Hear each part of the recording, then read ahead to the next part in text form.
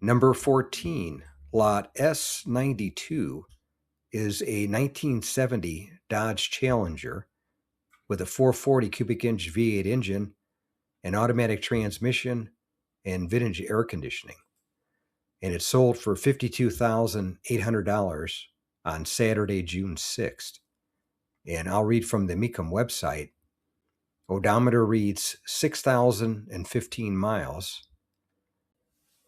And the highlights are 440 cubic inch V8 engine, automatic transmission, vintage air conditioning, power brakes, power steering, and shaker hood.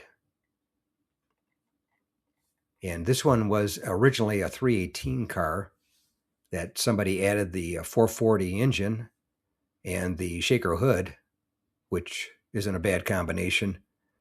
And it's also just a regular Challenger, not an RT.